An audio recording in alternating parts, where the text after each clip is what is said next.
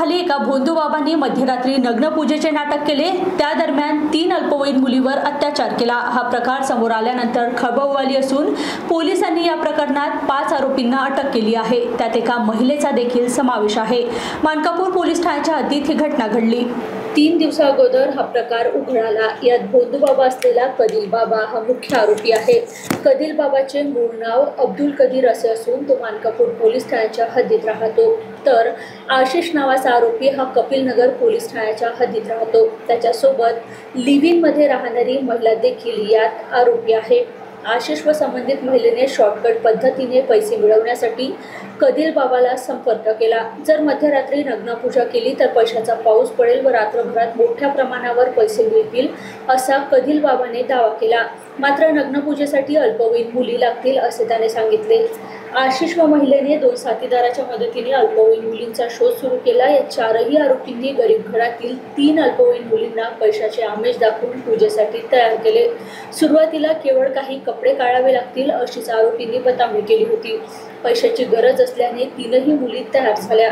रविवारी रात्री मानकापूर पोलीस ठाण्याच्या हद्दीत कदील बाबाच्या घरी सगळे पोहोचले। मध्यरात्री कदील बाबाने पूजेचे ढोंग सुरू केले।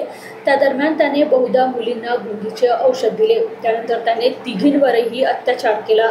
दुसऱ्या दिवशी सकाळी हा प्रकार समोर आल्यावर मुली हादरल्या। पैशाचा पाऊस करण्याची बतावणी ढोंग असल्याचं बाब देखील स्पष्ट झाली।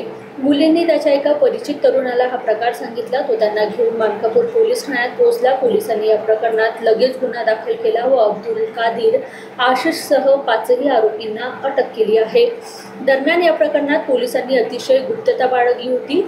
कादील बाबाने या अगोदर देखील असा प्रकार केला आहे का याचा तपास सुरू आहे। या प्रकरणातील इतर 2 आरोपींची मुलींचा शोध घेण्यासाठी मदत घेण्यात आली होती। मात्र अंधश्रद्धेचा फायदा उचलत कादील बाबा व आशिषने अगोदर देखील असे प्रकार केले असावेत असा पोलिसांचा संशय आहे।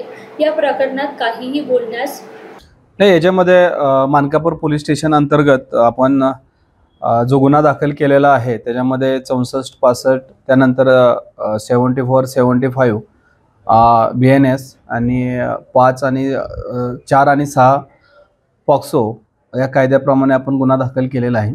त्याच्यामध्ये जी फिर्यादी आहे गायत्री उकरे ते नंतर याच्यामध्ये आरोपी झालेले आहे। त्याच्यामध्ये तिला अटक पण केलेली आहे। याच्यामध्ये जो भोंदू बाबा म्हणून काम करतो त्याच्यामध्ये अब्दुल कुरेशी उर्फ कुणाल मदने हा कन्वर्टेड व्यक्ती आहे। आणि त्याच्यानंतर जे त्याचा मित्र आशू, त्याची मैत्रीण गायत्री आणि ज्या मायनर मुलींचं या ठिकाणी लैंगिक शोषण करण्यात आलेलं आहे त्यांचे मित्र असे 5 आरोपी आपण या ठिकाणी अटक केलेले आहेत। आणि हा प्रकार कशासाठी केला जात होता किंवा का केला जात होता याच्यामध्ये काही मुलींचे व्हिडिओ फोटो काढलेत का याच्या अनुषंगाने आम्ही तपास करत आहोत। निश्चित यामध्ये आम्ही जे स्टार्टिंगला जे आम्हाला वाटलं होतं की यामध्ये फक्त 376चा प्रकार आहे, पण ह्याच्यामध्ये प्राथमिकदृष्ट्या चौकशीत कुठेतरी पैशाचा पाऊस पाडण्याचं कुठं आमिष दाखवून पैशाचा आमिष दाखवून या प्रकारे याच्यामध्ये गुन्ह्याचं स्वरूप दिसतं। त्याच्या अनुषंगाने आम्ही तपास करत आहोत।